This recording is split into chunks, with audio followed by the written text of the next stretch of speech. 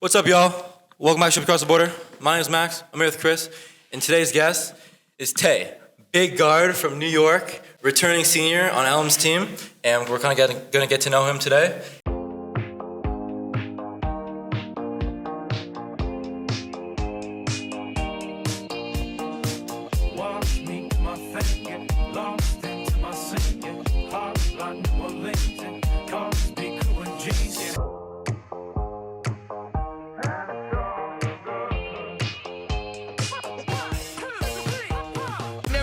What the fuck? It's like croutons in a soup. Don't turn down any opportunity, whether it's a camp, a clinic, because you never know literally who's watching. Make your own decision and stick with them and know they're the right decisions, right?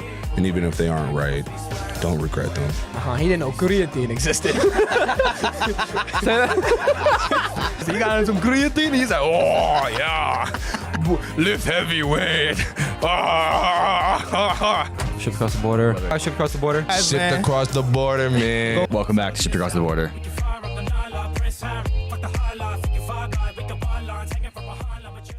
And the first question I want to ask right off the bat is why everyone from New York always says New York has the best hoopers. New York has the toughest hoops. So why does New York have the toughest hoops? We just dogs out there. I ain't gonna lie, bro. Just dogs. When you little, like the first thing you do is learn how to dribble a ball when you in New York. Then the second thing you do is shoot. That's why we always be spamming the dribble moves and stuff. We not like Julian Newman, no. Nah. You don't fuck with Julian Newman? Nah, I mess with him, but he just... He from New York? Nah, he from Florida. You see when he came to New York, came to Dykeman, see what New York guys did to him. So that's why we just dogs out there. Like, it's just like the environment we grew up in. So it's like, we gotta be dogs or... Who's the best hooper out of New York? Best hooper out of New York? Yeah. Who's the best hooper in New York? Obviously, like there's some people in the league out of New York, but then who's like the best like street baller type thing out of New York? Street baller? Hooper like in the league and street baller.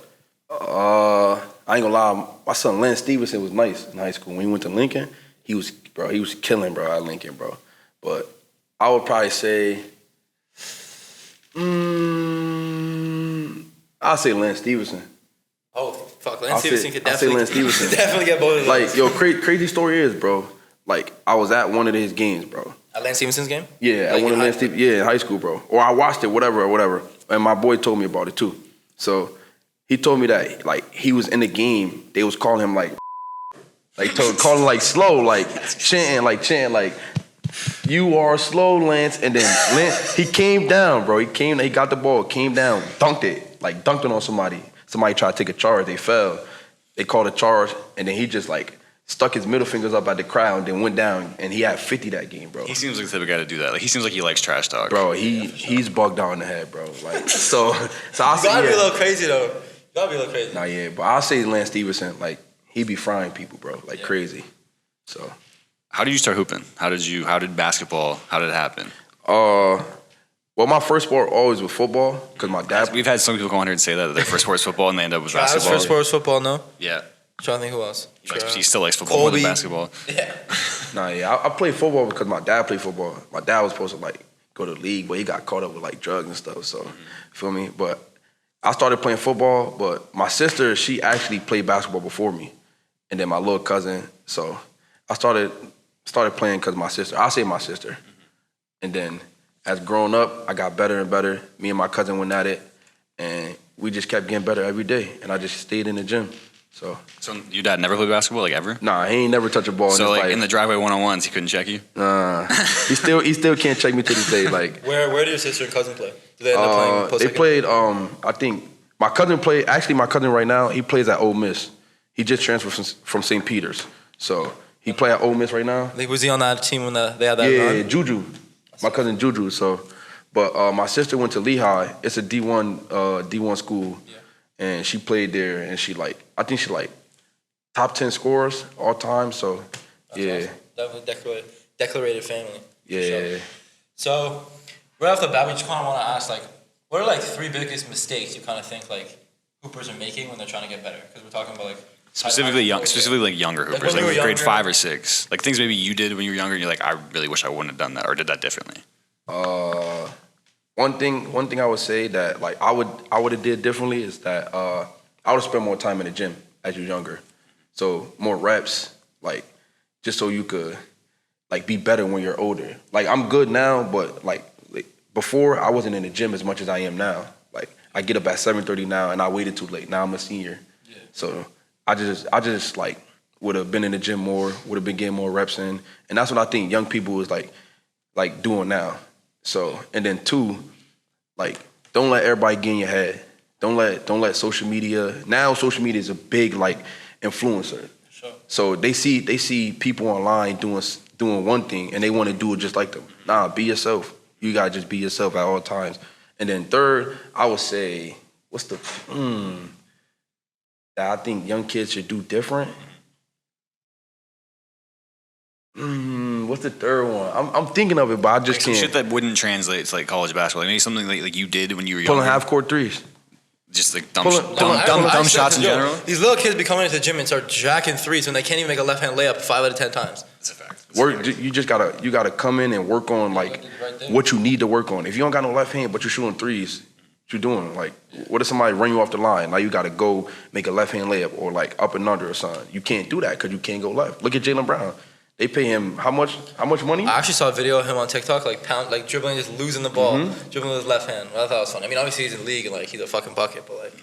But I mean, he got bounced. But he definitely would be better if it makes up for it because he's an athlete. Yeah, but like, he definitely would be like. Look what he would be if he was just as confident with his left as he was with the right. Obviously, I mean, he's elite with his left hand, even though he just doesn't look like that compared to. He'll be 10 times better. Yeah, for sure. He'll be 10 times better. But the thing you were saying with before you get into the next thing is like just like being in the gym when you're younger. I feel like anything is easier to learn like when you're younger. Like when you build those habits when you're younger, even like with like learning like a language. Like I'm learning Spanish right now. I'm in Spanish. Spanish is not a language really spoken in Canada. Nah. You learn French. You learn obviously English. Like I don't even think I had an option to take Spanish class. But now I'm learning Spanish and it's hard as fuck because like I'm 20 now and like I'm so not stuck in my ways. Like you know what I mean. I've been learning English for 20 years. It's hard to like break that down and go learn another language. But I feel like your brain is more susceptible. Like muscle memory and all that shit is so much easier to build quicker when you're younger. You know what I mean? So like definitely get in the gym and work on good habits when you're younger. So when you're older, you don't have to like go back and recorrect that shit. I kind of want to know, just as like an ex-hooper, there's like certain players that I hate guarding. Like one I'll give like example is like Mike. Like when he gets to doing that fucking like just that shit starts spamming dribble moves. I hate guarding that. So I was wondering like what is the worst player that you hate guarding? Like a type of player that you just hate having to guard. I say Mike. Like a shifty guard. I say Mike and TC. Shout out Mike and TC too, but. So my whole time here, like I'll just say my whole life, I've been guarding shifty guards. From high school, I had a guard who was shifty and quick. I had to guard him. Then I get to college and I had to guard he wasn't shifty, but he was like 6'4", like my boy Doug, and I had to guard him. And then I got here and I had to guard TC. So just guarding them people, just like I want to guard them because it makes me better. And if it makes me better, as me being big, everybody count me out and stuff and think I can't play defense, I can't hoop. So me, like, I try to bump them a little bit because they like. You could also definitely move your feet for being big. Like you're definitely a big guard, but you definitely be moving your feet in sprints. Like you're definitely not loud. Like you're definitely very mobile and very like you move extremely well. Yeah, that's just because like I've been doubting my whole life because I've been heavy set.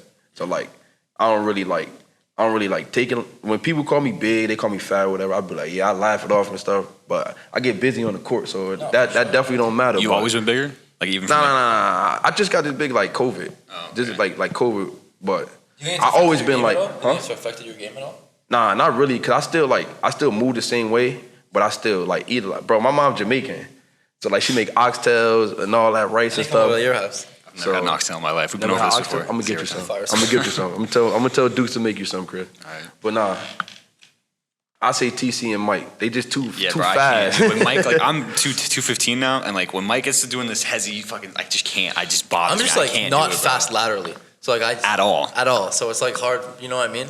But I have another question, kind of like backing off of that, is like, what's a type of player who you don't like guarding you? For example, like me, I think it's easier for me to get to a spot with a taller person guarding me who's slower, as opposed to somebody who's quicker, who like plays with their body, can cut me off and beat me to that spot. Because I feel like if I get to the spot, like my shot and stuff, I can get it off. I can elevate high enough.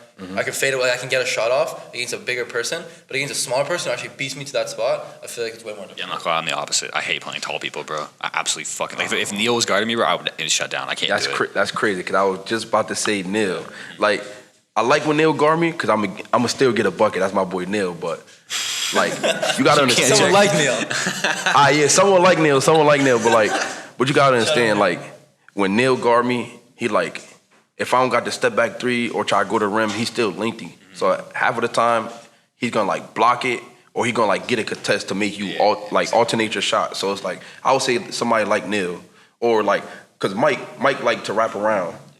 So you like every time, bro.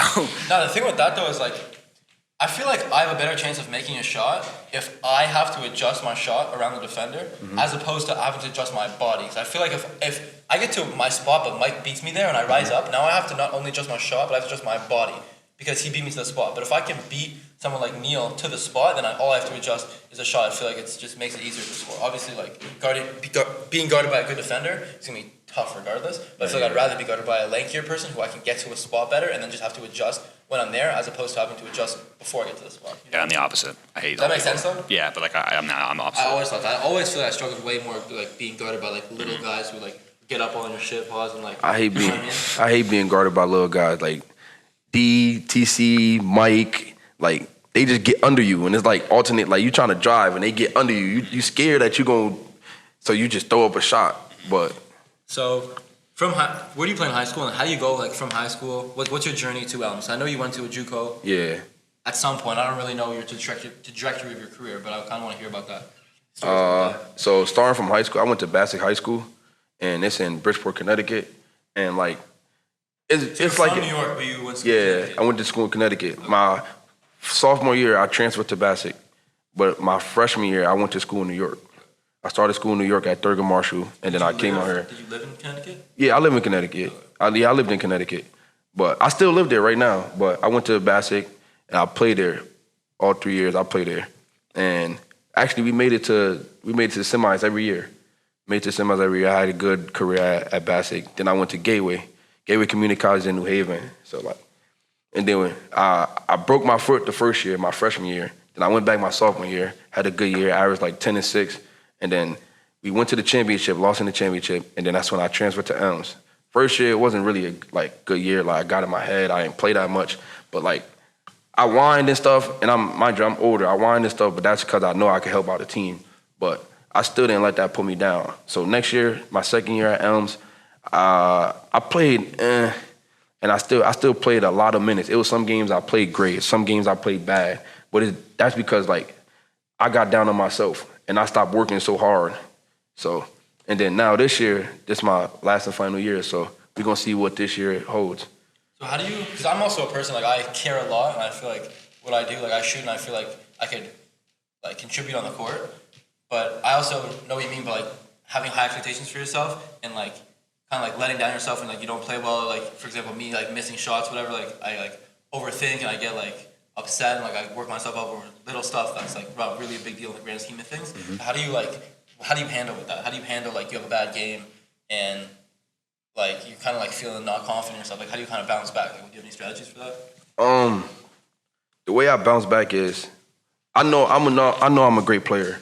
So I know like I look at NBA players and I think like Stephen Curry when he went on that little tour date where he was going that's 2 for 12, 3 for 15 and stuff, bro. You're human at the end of the day, bro. You know you're a good shooter or you know you're a great driver. Just focus, bro. It's all mental, bro. All mental. Everything about the game of basketball is mental, bro. When you go down 20, what's your mentality to get back in the game?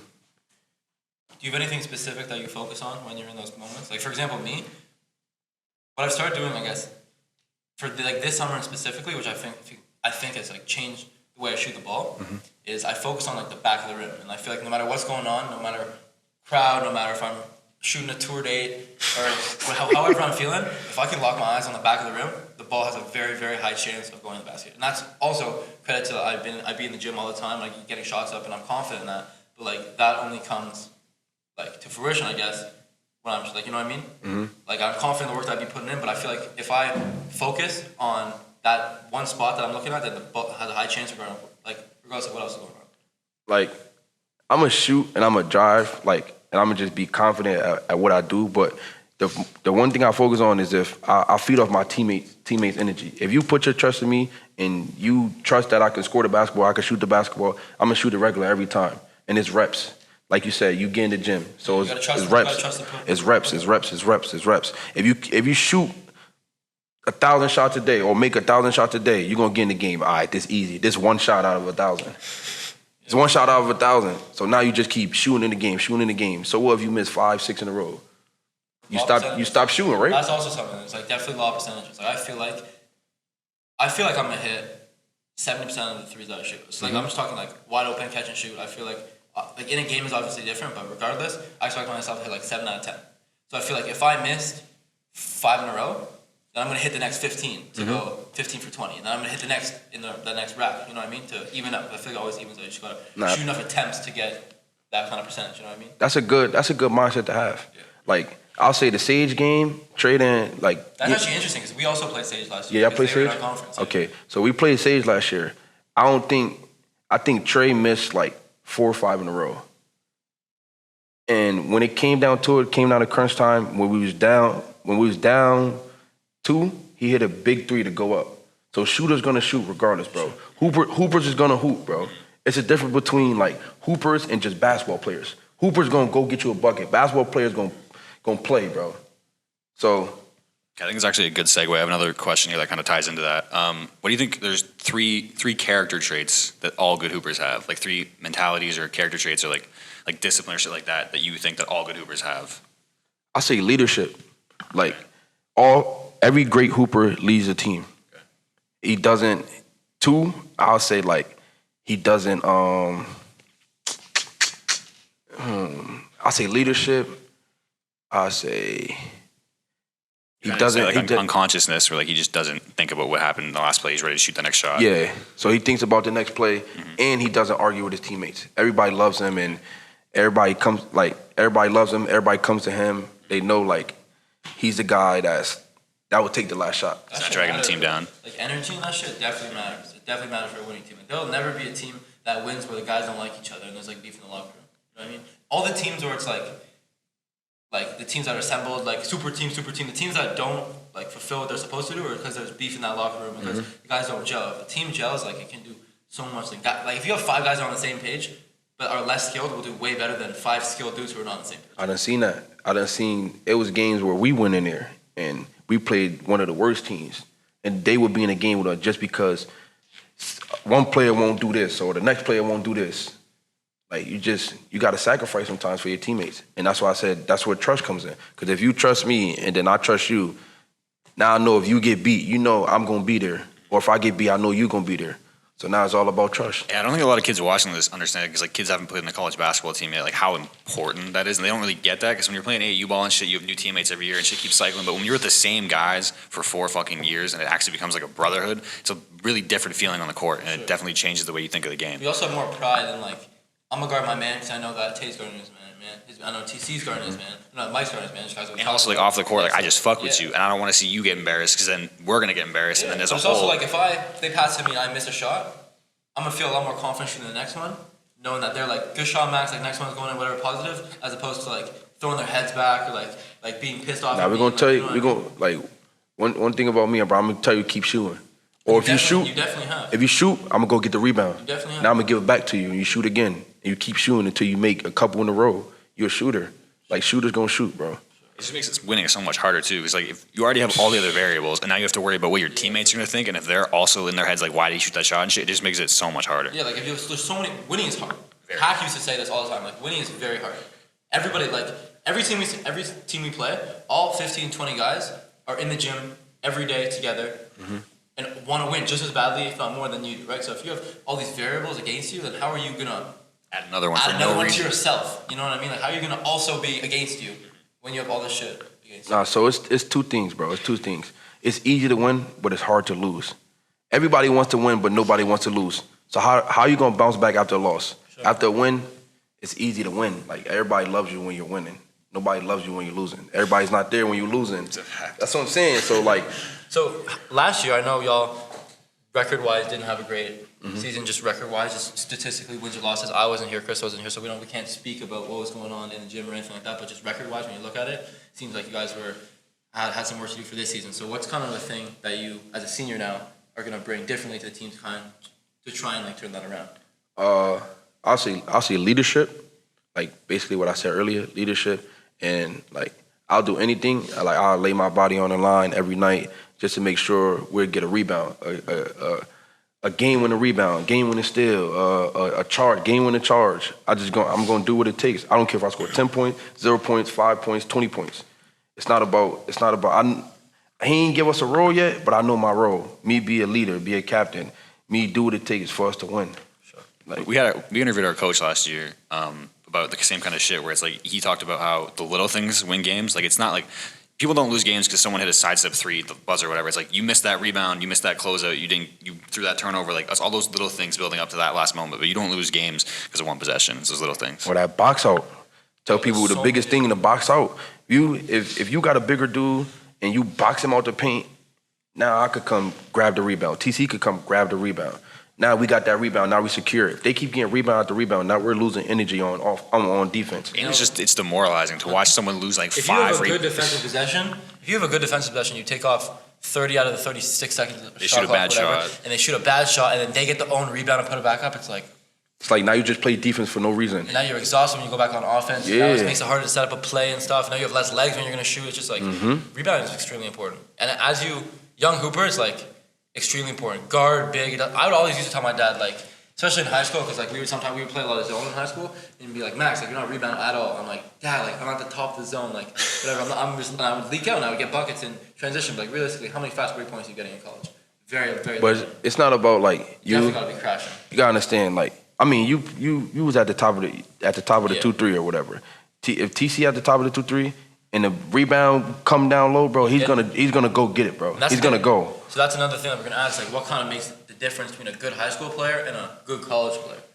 I done seen the greatest of high school players get to college and don't do nothing. So what separates them? Yeah. What's the difference between a good high school player and a good college player? Because in high school, it's like you could do whatever you want. Like you could do whatever you want in college, but it's like if you're like that good, yeah, I guess. Yeah, that good. But between high school and college, you got to make sacrifices. It's a big jump. Like so, say like the D1 level. Like we'll say like Rob Dillingham. He's taking the back seat now because he's with other 5-stars, and now he's coming off the bench and stuff. He could do all that fancy stuff in high school, that dribbling stuff. Now you get to college. Now you got to play with a different organization, a different coach, a coach that has a different culture at college. So it's like you got to adjust to it. You got to know your role. In high school, you don't really got a role because you're not really at like a Mount Verde or IMG. You're more at like a public high school, private high school, who got like, what would we say, like 2,000 kids at the school. So now you got to adjust to everything. Everything, life changes. If you move from Florida to like, say, Canada, now your life changes. Now you got a different, like I said, a different coach. It's a different culture somewhere else. Every chapter, like every level as you go on, like you start from ground zero. It doesn't matter shit you did. It doesn't matter what you won in high school, whether you scored 1,000 points, whether whatever, it doesn't matter. Like now you're here and you got to rebuild and you got to redefine yourself. It doesn't matter what you did in your previous level, you know what I mean? Yeah, it don't matter. You got to put on at that school. So I kind of want to switch gears here and ask you, so if you had to go back to like grade 4 and restart your basketball career, what skills would you prioritize and why? So like if you were going to rebuild, you have no skills, you've never touched a basketball before, what would you start with? What would you prioritize and why? What would I start with?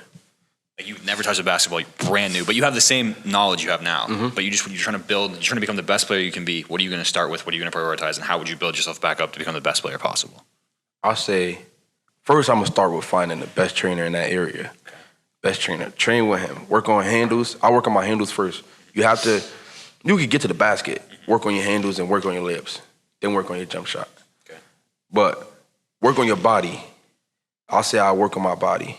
You niggas see I got the little pudgy belly and stuff, but that's why they be counting me out. But you think your game, like that, I think, from watching pickup, watching practice, whatever, even like Burks, like that, like you really use that to your advantage, like your size and weight advantage to like push people out of the way. And the fact that you can control it, like that really like makes you like that's your game, you know what I mean? It's like throwing that weight around. So do you think that if you didn't have that, then it would affect you, like you'd be a different player? I feel like it wouldn't affect me, but it would just be like, I say, nah. I say it would affect me. You know what I mean? Just because, like, so, like, I've been... Like, change your body in, like, what way? Because, like, I feel like you've got yourself to this point by being a player that moves his weight around extremely well, and it's hard to get a rebound over you because you boxing out, you're using that mass to take up a lot of space. You know what I mean? Push the defender or push the offensive guy back, or even like getting to the bucket. So I'll say like toning up, like just toning up, getting more cut. Yeah, it's just trying to like turn it into muscle. Yeah, turn it into more muscle. Like still have the same body shape and just turn it into muscle and just like I'll still be like unstoppable and guardable. So I feel like it wouldn't change. I'd also like to know what players did you watch growing up? Like, what did you model your game after? Because like I know I watched a lot of Kyrie. I watched a lot of small guards like Marcus Levette, just like guys who were frying. And like I was obsessed with handles, so like that was just what I wanted to do. But like I'm wondering, who did you watch? I watch mad people. I watch Antonio Blakeney. I watch Melo was my favorite player growing up. Carmelo Anthony. Yeah, Carmelo Anthony. Melo was my favorite player growing up, and Manu Ginobili was my favorite player growing up. Those are some sleepers. Yeah, like some real sleepers. Like, I guess. yeah, so but. That's a little curveball. I just like Jorge to say that. like Stephen Curry became my favorite player. Like when he was coming up, Melo was already in the league, like killing and stuff. Ginobili was in the league, killing and stuff. So like coming up, Curry was turned into my favorite player. My mom was a Curry fan. My dad was a Curry fan. So like I basically say I watch Curry, Manu, and Carmelo. It's kind of hard not to love Curry, for being brutally honest. Everyone wants to go out and just absolutely see that shit hit the bottom of the net. But a sleeper is Melo.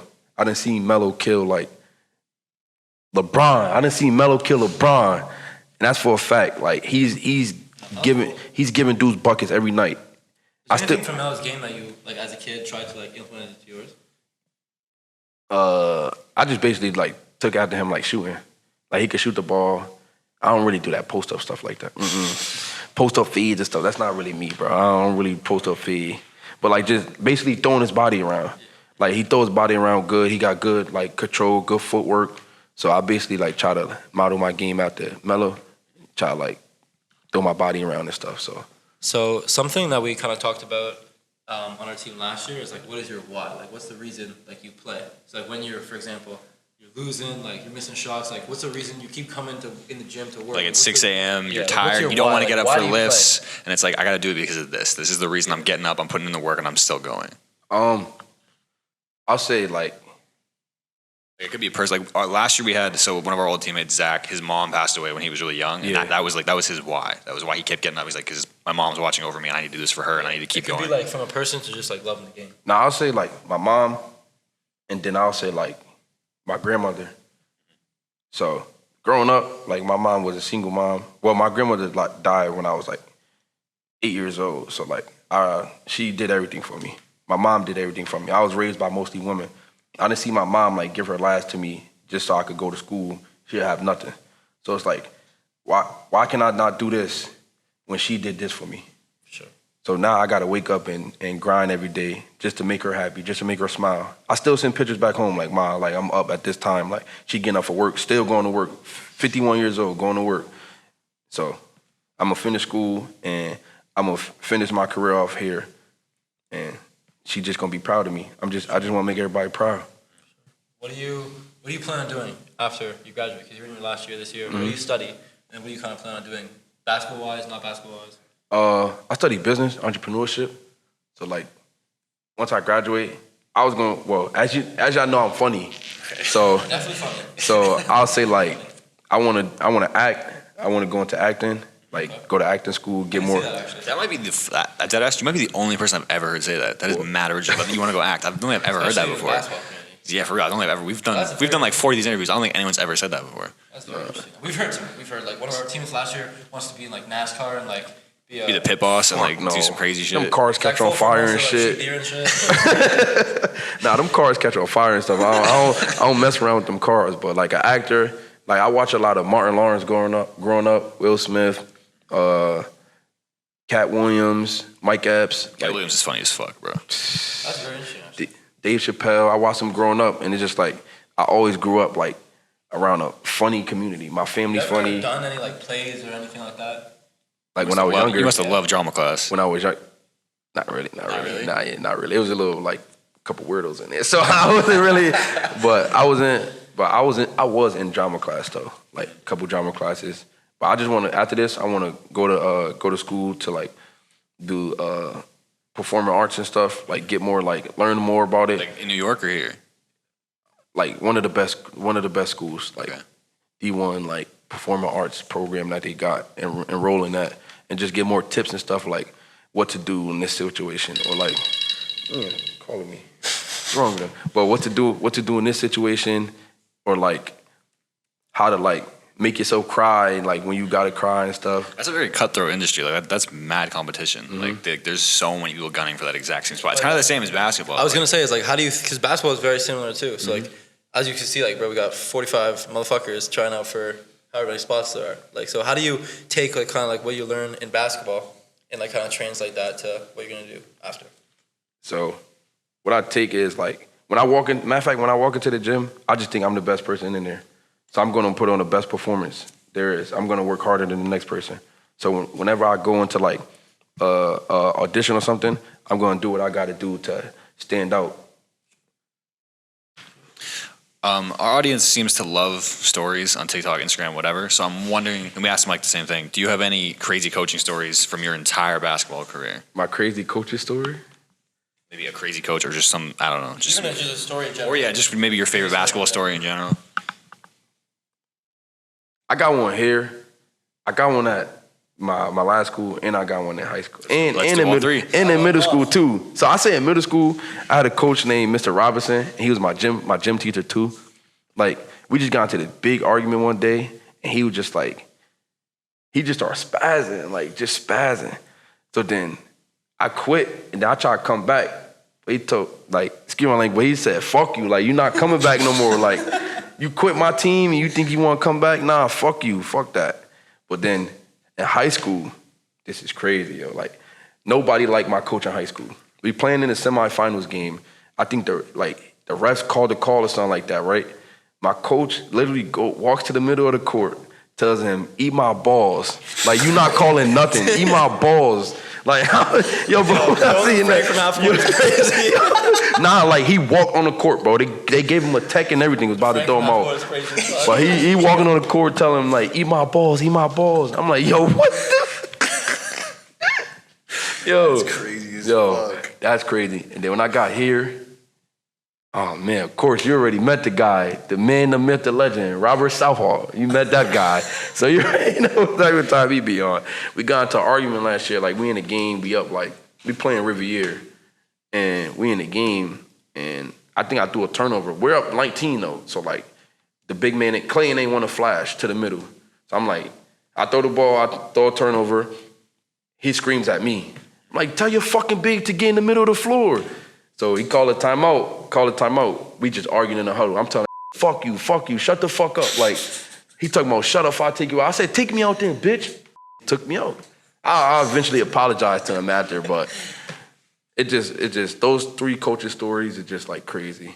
Like you said, throwing a Frank in the middle of the court is crazy, bro. From half court to Frank is crazy. Getting it, and like he used to like say that all the time at practice, bro. He used to like chop his nuts and shit. Like, I players chop his nuts, and we just like. Let's talk about hack.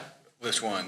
Okay, so one time, I guess we were throwing a lot of turnovers and shit. Oh, dude. Yeah, we were throwing a lot of turnovers and shit, and shout out Coach Hack, but like he would just get so angry because he cared so much, and like one time in practice, I don't know who it was, threw a turnover, but I guess they were like, I don't know, like just like, you know, like when you be like excited and like you like, or like you be like nervous, excited whenever you like fuck up, you know what I mean? Yeah. He's like, everyone, whenever you guys catch the ball, you're so fucking excited, you go and you cum yourself. You just grab the ball, you just cum yourselves, you just fucking cum yourself. Hey! We have to take this shit out. We have to take this out too, but another time too, he had so many one-liners, dude. We have like 100 fucking stories from our first year of college basketball, but like the one time somebody, I don't even know what they did, dude, but they were like, just like, they weren't getting back on defense or something, they were being lazy, and he blew the whistle, stopped the whole drill, he got in front of it, he's just like, I have more intensity in my left fucking nut than everyone on this fucking team, and everyone's just looking at him like, bro, what is going on? Like, it was crazy. He had so many fucking one-liners. Some of these coaches just be wilding out. No, but he really wanted to win, though. We keep reiterating this because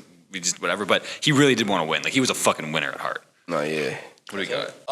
Do you have like a welcome to college moment? I was sitting on the couch today with Mike and G, and we were just like watching like welcome to the league moments, and like, do you have any like, and like that? I definitely had my fair share of like welcome to college moments last year. But like, do you have any examples like from? Wait, what was yours? What was mine? I talked about this on the last podcast. It's like I came in, I was hurt, and I was hurt like the whole summer, and then like the whole preseason. I come into practice like a week before the first game, in a massive ass like big, you know, those knee brace with people play, like a big ass knee brace and whatever, and just the pace of the game was so fast. Like we were doing like a 3-on-2, 2-on-1 drill, and I just started running, and I fell on my face. Like everyone was running so fast, I was trying to run, like you know what I mean, and I was like, my body was like not ready to like. I definitely came in too quick. Like I'm not gonna lie, you might have like multiple welcome to college moments. Like he spotted up for a 3-on when he was playing defense. Like he, bro, you know, like the circle, like you circle up, and it's like one team gets offense, one team in defense. And we kept flipping our jerseys back and forth because, like, whatever. I thought I was on blue, but I was on. I guess my jersey was white. I was on so the ball goes up.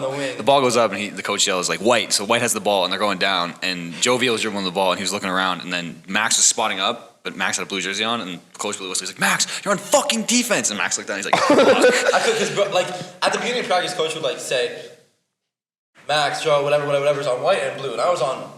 Whatever team was on, I was on white or whatever. But then he's just filling a spot. We do these drills where like top is white, bottom's blue, and like switch your jerseys. And then I guess I didn't switch it back before we started playing live. And, like, yeah, but definitely like just like the pace of the game.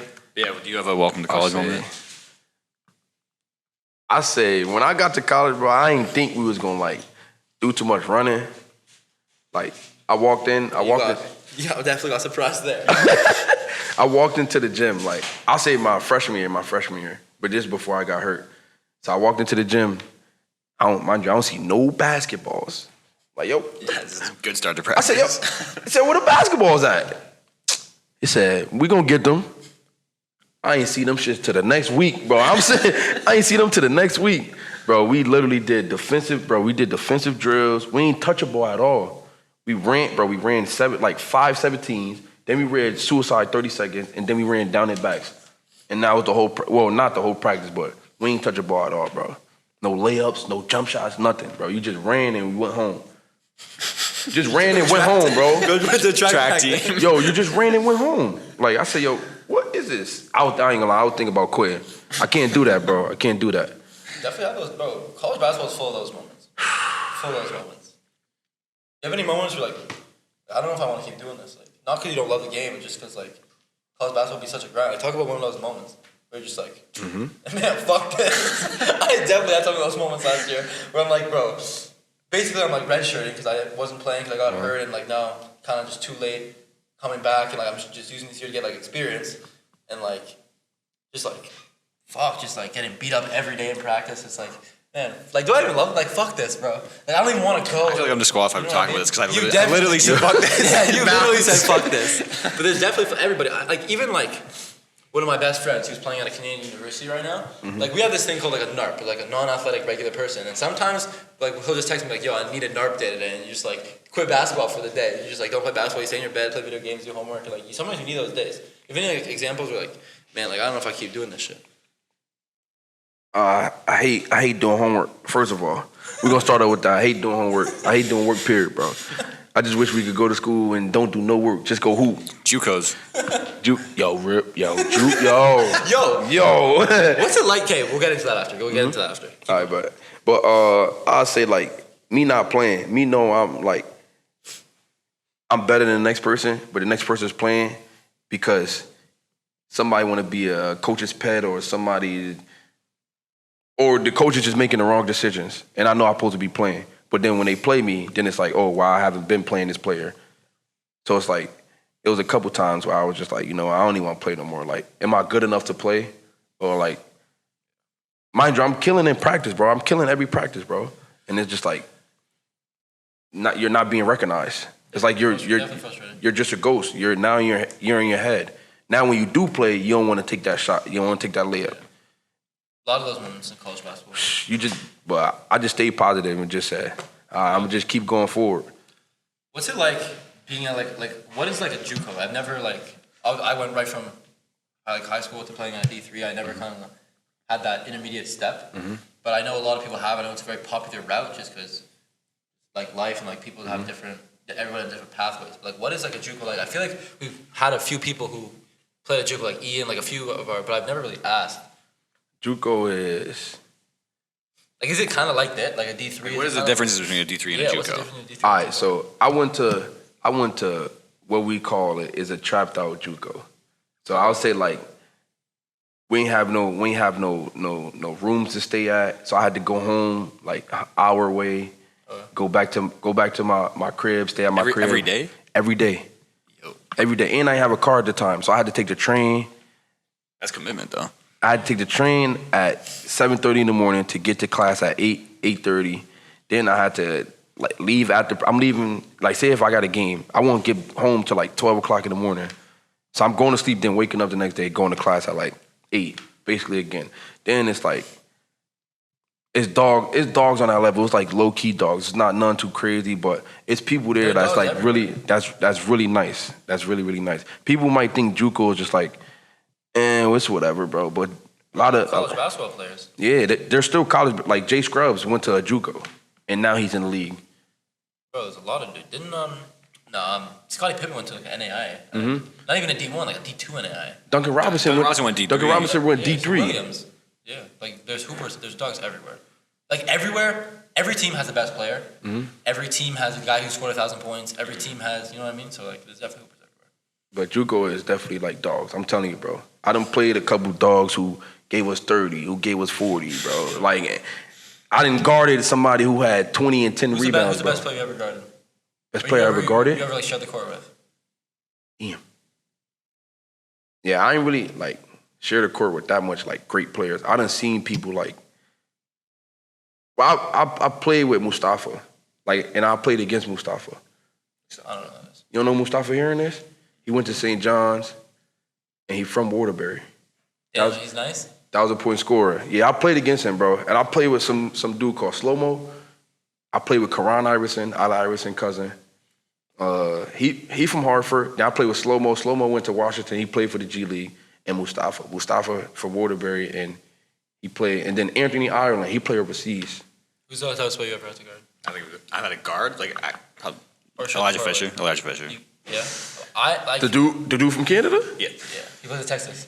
That was like my opening, like first year. I played against Elijah Fisher. I was in 8th grade. He was in 7th grade, and he played on 2 teams. He played on a team his age, and he played on a team my age. The team my age was like the best team, like one of the best teams in the country, and we played them, and they beat us by like 6. I mean, but I played the team his age, and I'm younger than him, and we actually beat them. And like one of my teammates just like get him and had a back and forth with him. It was intense, but no, he's a dog. He plays at Texas Tech now. Or I think he transferred. He transferred to somewhere else. I don't really know where. The best player I ever had to guard is this guy named Gabe. At my first year in prep school in Ohio, we had a GA, but he graduated a year or 2 before from Lake Erie College, which is a D2. Where that's at? It's in Ohio. Okay. It's a D2, but he's the all-time leading scorer there. He was like he was like D2. I want like a national player of the year, like not honorable mention, like candidate. He won like region player of the year. Like he had like 2,000 points in college. Like he's a dog. And he would like he's our GA, and I would always get in the gym with him extra. And he's coaching now at Lake Erie at his alma mater. But we would just play, and like he would fuck me up so much. But like I got so much better for that 1 year from just working with him and just like learning from him and like learning what he does and like how he works out and just like playing with him. Nah, we played. My AAU team played against PSA Cardinals. Played against like Cole Anthony, and we almost played. I ain't gonna lie. We almost played against that against JQ AAU team. Okay. Javon Quinterly. Oh yeah. Dude, Yeah. he's so tough. I used to watch his highlights all the fucking time. They had him, bro. They had him. Who else they had on this team? I think Luther Muhammad, and they had Nas Reed. I think, bro. I ain't gonna lie, I probably would have sat out that game. I'm not playing that game, bro. I'm not going like it's 8 in the morning, bro. You think I'm about to play? Come on, bro. I'm not playing them, bro. 8 in the morning. I'm gonna go back. We played in some in Neptune, New Jersey. So a question that I had just for me personally, I think it would be interesting is like, so you've been here for 2 years. This is your 3rd year. You're a captain. You're a senior. I'm coming into my 1st year here, and like really my 1st year like playing college basketball. You have any like advice for me coming in? How to be successful? Like any piece of advice? be you. Just always be you. Shoot the ball. You know what you need to work on. We talk about what everybody. I know I need to work on stuff. Defense. I'm sorry. Yo, I'd be in those rotations though. But I literally told Max, bro, it's not hard to play defense, bro. You just gotta sit and trust your partner. He can't sit, bro. He has like a I don't know what it is. I thrive in the but gaps. It's like he actually can't play. Like if someone isos him on the wing, puts you on the scoreboard, bro, because he just can't. He can't sit. It doesn't work. They headhunt him. Like they're like, yo, Max is on me. Put it on the score. Like they just But I feel like I picked it up in other areas. Like I'm really good in the passing lanes. I'm really like I know defensive rotations, and especially like I feel like in shots and stuff. I've been doing a really good job like rotating on defense into like the playing help. Like when we say What like you mean, black, like black and stuff? Yeah. Yeah. So But those things.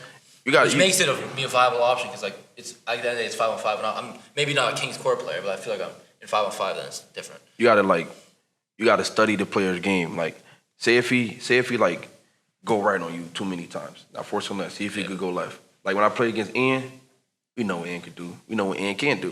When I played Mike, we know what Mike could do. We know what Mike can't do.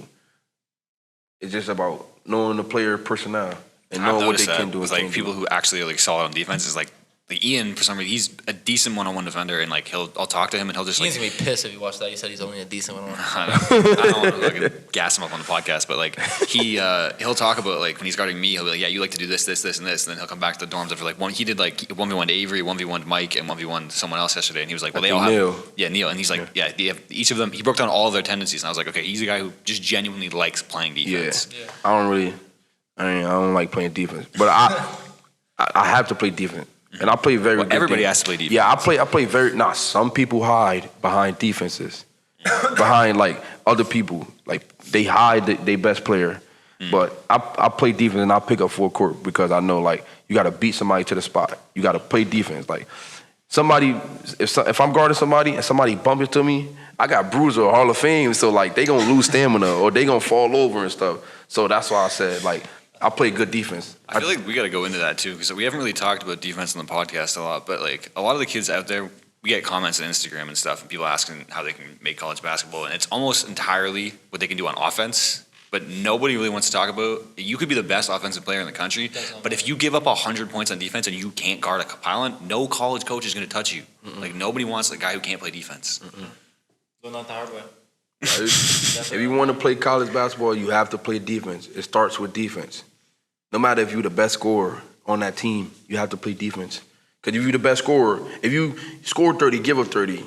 Who cares? Your plus ratio is at not doing nothing, brother. So that's why I say, bro, you just got to play defense, bro. Play defense. Defense is the most important thing.